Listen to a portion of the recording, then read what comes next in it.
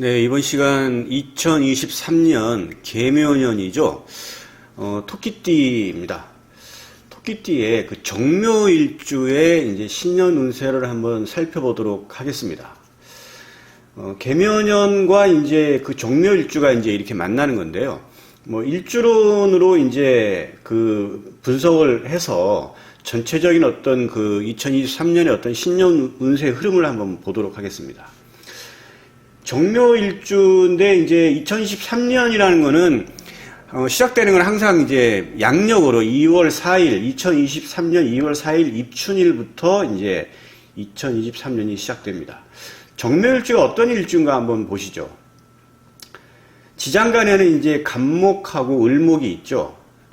이 10, 20이라는 거는 갑이 열흘, 그 다음에 한 달 동안에 을이 이제 20일 동안 이제 사령한다라고 하는데 이제 작용을 한다.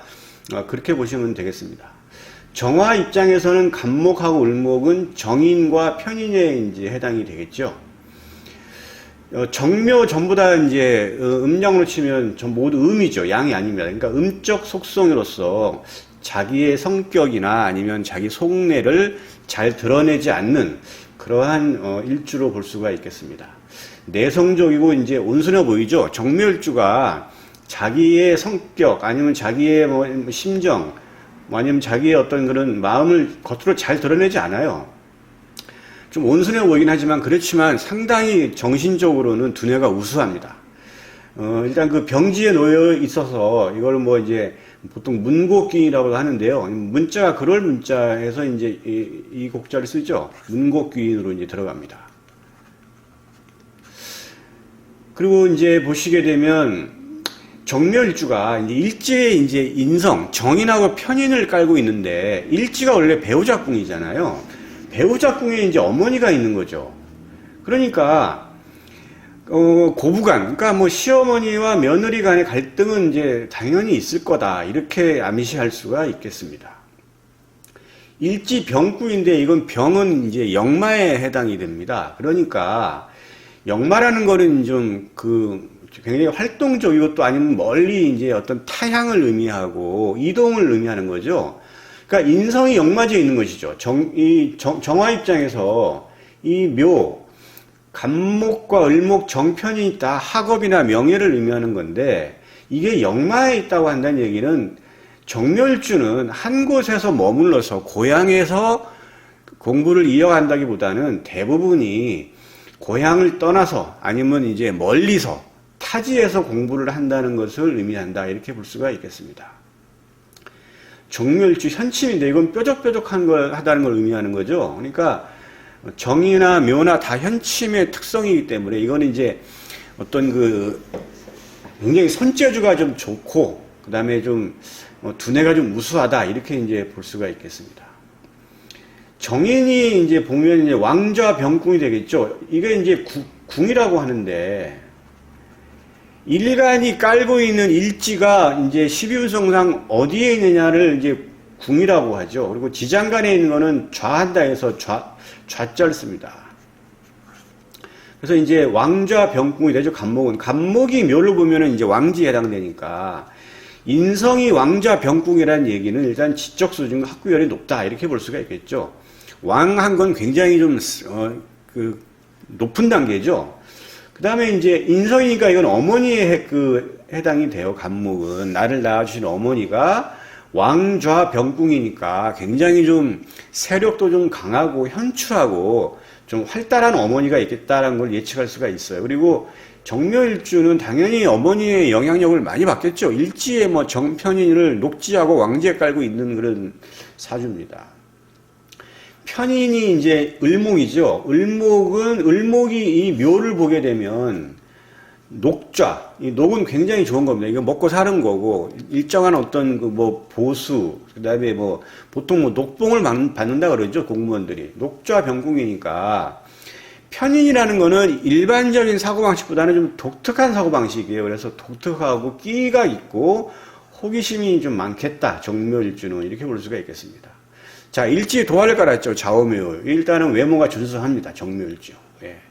그리고 이제 도화적인 어떤 풍류를 즐긴다. 이렇게 볼 수가 있고요.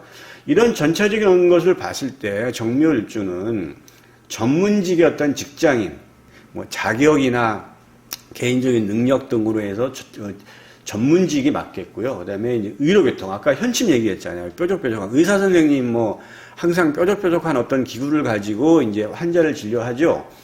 그러니까 뭐 의사, 간호사, 뭐 다 뭐 이제 이쪽 계통, 의학계통, 그 다음에 교육계통도 잘 맞아요. 인성이 노광지에 있으니까 학업적인 어떤 그런 수준이 높죠.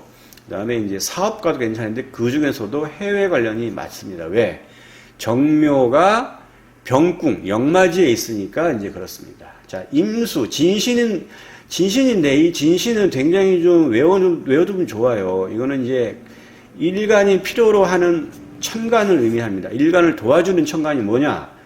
정화 입장에서는 임수, 간목, 경금이에요. 이건 이제 벽갑인정이라고 해서 좀 해당되는 건데, 뭐 벽갑인정, 뭐 여러분들 들어보셨을 텐데, 이게 사주 구조가 잘 갖춰지면 벽갑인정이라고 해서 아주 두뇌가 우수하고, 그 다음에 재물운도 좋은 그런 직업운도 좋고, 이런 사주로 구성이 됩니다. 정화가 이제 뭐냐면, 이제 그 화롯불 같은 거 불을 의미하는 건데, 이 나무가 있어야 되는 거죠. 간목이라고 하는. 또 간목은 경금이 또 패줘야 되니까 짧게 이렇게 좀 장작처럼 잘라줘야 되니까 경금은 필요한 거고 임수 좋습니다. 정화 입장에서는. 예.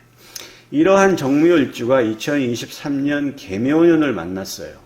자, 이 계수는 수국화하니까 이거는 관성이죠. 직업이나 직장을 의미합니다. 그 다음에 요 묘는 인성이죠. 목생화하니까 이제 이 정화 입장에서는 목은 인성입니다. 둘 다 좋은 거죠. 인성은 뭐 학업이나 명의의 계약을 의미하는 거고, 관성은 이제 직업, 직장, 남녀 공의, 그 다음에 여자 입장에서는 배우자, 남자를 의미합니다. 그런데 이제 정묘일주가 계묘년 23년을 만났는데 이 계수가 나한테 도움이 되고 실질적으로 영향을 미치느냐 안 미치느냐는 천간오합으로 구분을 합니다. 자, 계수는 저기 본 천간오합이에요. 갑기을경 병신정인 무게인데 계수는 무토하고 이렇게 천간오합을 하죠. 무게합화 오행은 화가 되겠습니다. 그러면 이 계수가 무토를 만나야 이 정묘일주 입장에서는 관을 취하게 되는데 그 무토가 천간에 드러난 천간의 무토를 만날 수도 있고 아니면 지지의 지장간에 숨겨져 있는 천간 무토를 만날 수도 있는데 자축인묘 진사오미 신유술의 12가지 지지 중에서 지지지장간에 무토가 있는 거는 진, 그 다음에 술, 그 다음에 인신사예요. 인, 사, 신, 해. 여기 보시면 다 무토가 들어있죠. 지지의 지장간에 여기 무토가 있고 무토, 그 다음에 무토, 무토, 무토. 자, 12가지 지지 중에 6개가 무토가 들어있고 다른 지지에는 무토가 없어요.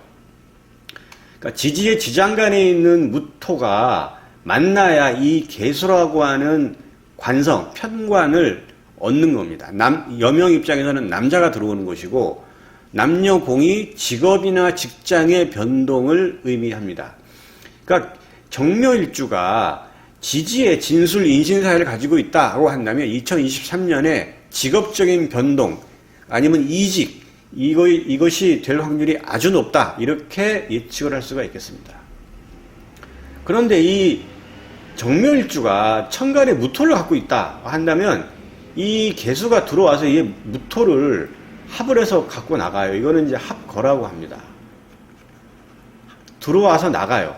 그러니까 뭐냐면 정묘일주가 이제 2023년에 이것도 한번 해봐라. 뭐 여러 가지 제의가 들어오겠죠. 직장도 한번 옮겨봐라. 뭐 저쪽이 월급이 더 좀 낮대더라. 뭐 이러한데 이 무토 때문에 이것이 실제 옮겨지지가 않아요. 변동이 안 됩니다. 그냥 관성의 변화가 없게 돼요. 이렇게 되면. 그러니까 이걸 유념해서 보셔야 됩니다. 이렇게 천간은 이러한 변화의 요인이 천간 오합에 의해서 합이 돼서 생산, 합생, 내가 얻느냐 아니면 합이 돼서 나가느냐 합거를 잘 구분해서 보셔야 돼요. 관성이 잃을 수도 있고 얻을 수도 있는 것입니다.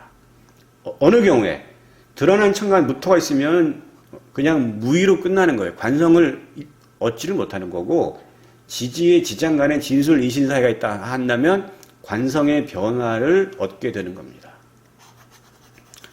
그 다음에 이제 세운 지지 묘목을 보시게 되면, 지지는 형충회합으로 이제 바뀌는데, 자, 이 묘에서 자축인묘 진사오미 신유술에 12개를 다 대입을 해보는 거예요. 그러면 이 묘가 연, 월, 일, 시 이렇게 얘가 진입을 해요. 들어옵니다. 들어오는데, 자, 보면 여기서 이제 자축묘를 다 대입을 하는 거예요. 묘하고 자. 묘죠. 묘하고 자 큰 의미가 없어요. 자묘형인데 뭐 큰 의미. 묘축 뭐 특별한 거 없어요. 인묘 특별한 거 없어요. 그 다음에 이제 묘진 뭐 특별한 거 없죠.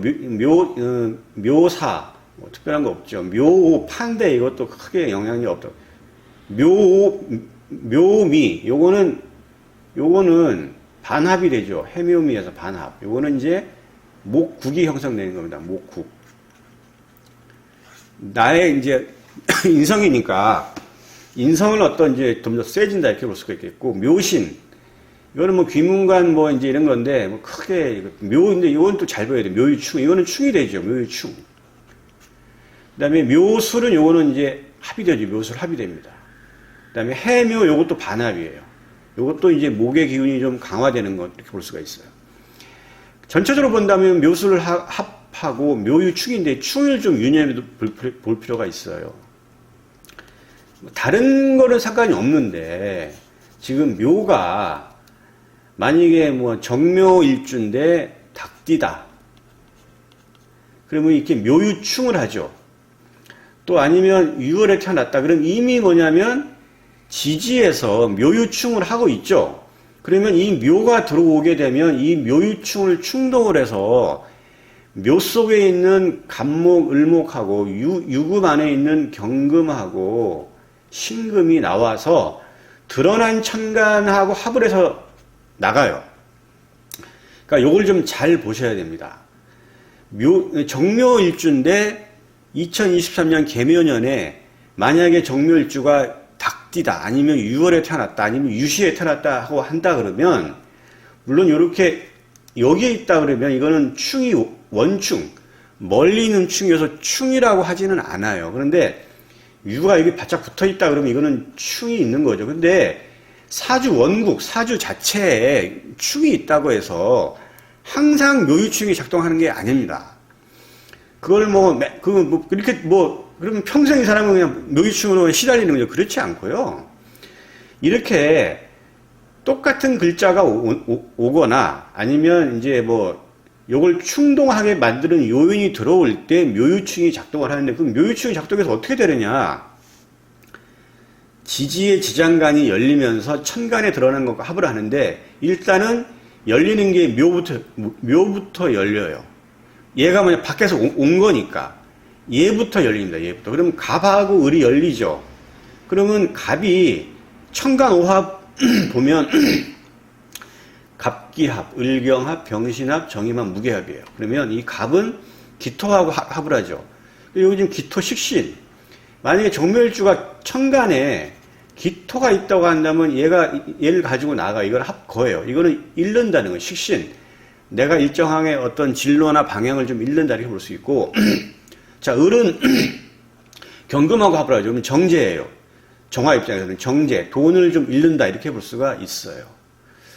그리고 이제 그 다음에 이제 경금하고 신금이 있죠. 여기 보시면 경금, 유금 안에 얘도 이제 묘유충이 되면서 열리면서 경금이 을하고 합을 하죠. 신금은 병화하고 하니까 겁재 편인이 나가요. 그러니까 겁재는 뭐 내 친구나 동료들하고 좀 멀어질 수 있고, 편인이니까 이거는 뭐 약간 내가 좀 독특한 생각 자체를만 하는 거고, 실제는 뭐 잃는다 이렇게 이제 볼 수가 있겠어요.